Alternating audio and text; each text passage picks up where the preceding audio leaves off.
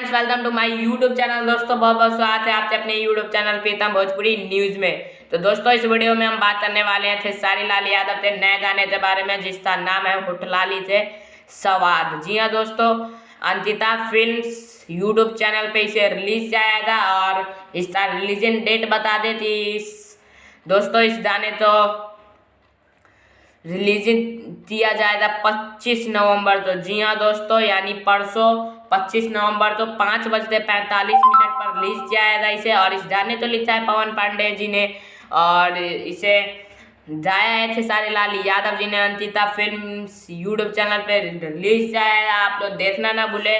और 25 नवंबर तो बने रहे अंकिता फिल्म्स पर, और सब्सक्राइब नहीं किया है तो अंकिता फिल्म्स तो सब्सक्राइब जरूर कर ले ताकि नोटिफिकेशन आप तो मिल जाए। तो दोस्तों पोस्टर होठलाली स्वाद आप पीछे देख सकते हैं, शुरू से ही चल रहा है।